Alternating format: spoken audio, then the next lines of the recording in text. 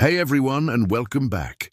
Today we're delving into a story that has captivated and horrified the public for decades. The story of Charles Manson and the so-called Manson family. It's a tale that goes far beyond the headlines, a dark journey into manipulation, counterculture, and the tragic events that brought the summer of love to a violent end. So, who was Charles Manson before he became the infamous cult leader? He was born in 1934 in Cincinnati, Ohio, to a 16-year-old mother. His early life was anything but stable. From a young age, he was in and out of institutions, from reform schools to prisons, for a variety of crimes including burglary and auto theft. This wasn't a story of a model citizen gone wrong.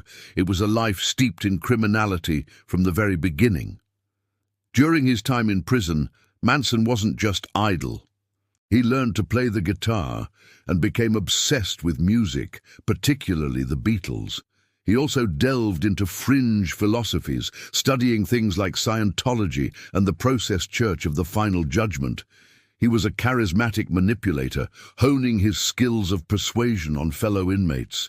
When he was finally released from prison in 1967, at the age of 32, he famously told the authorities he'd rather stay inside because prison had become his home. But the world outside was calling, and San Francisco was at the peak of its summer of love.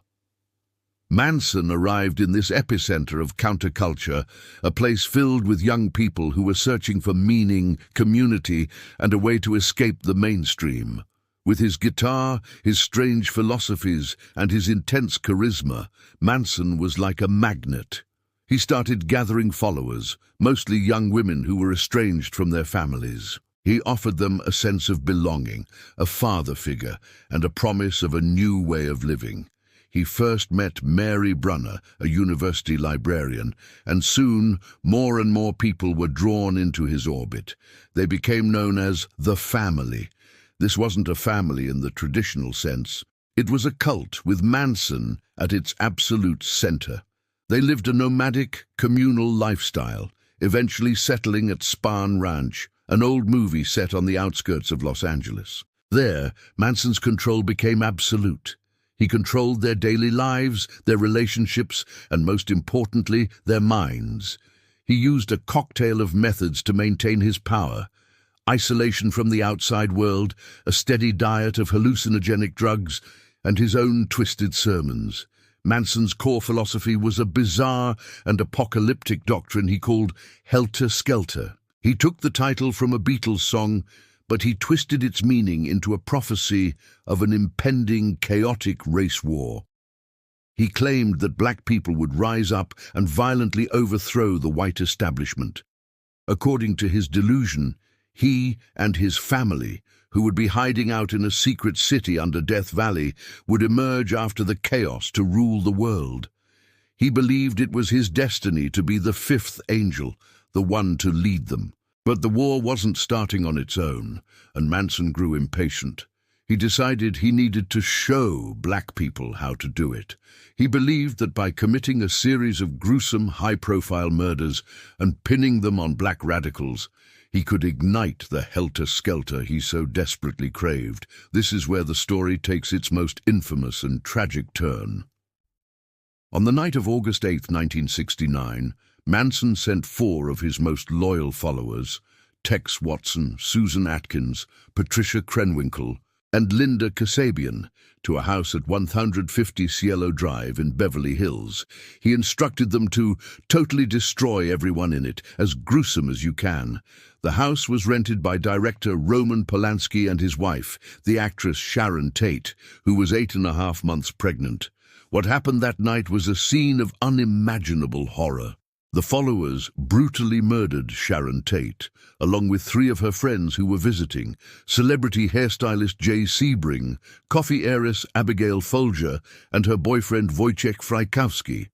Also killed was Stephen Parent, an 18-year-old who was just visiting the property's caretaker. The killers showed no mercy. Before leaving, Susan Atkins used Sharon Tate's blood to write the word "pig" on the front door. The city of Los Angeles was thrown into a state of panic. The randomness and sheer brutality of the crimes terrified everyone. No one knew who was responsible or why it happened. But Manson wasn't finished.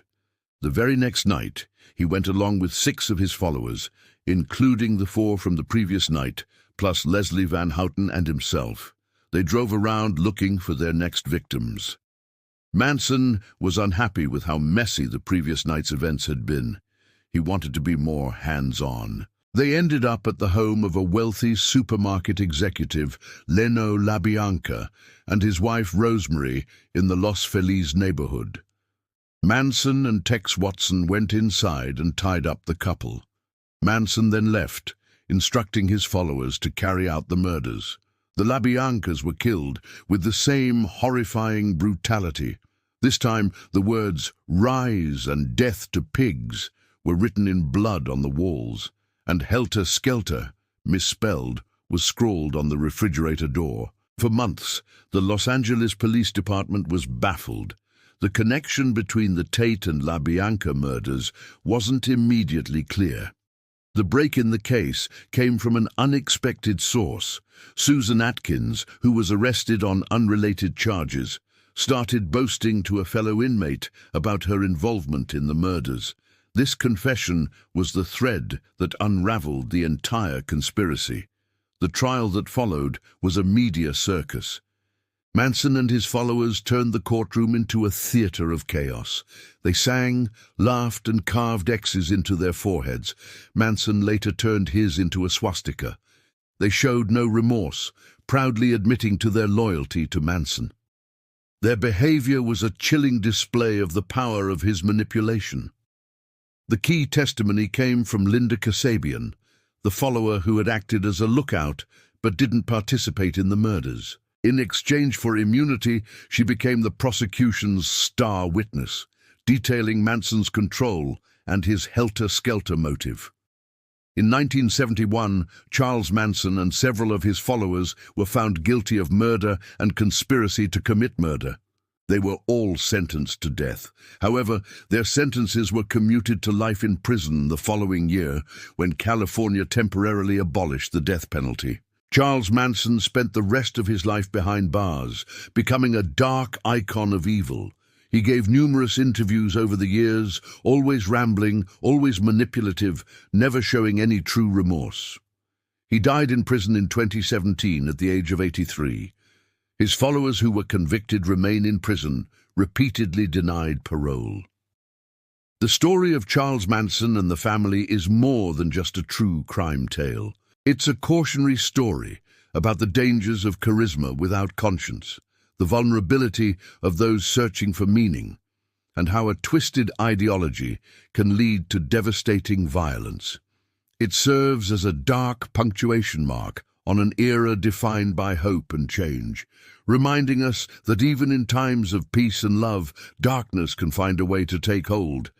Thanks for watching, and I'll see you in the next video.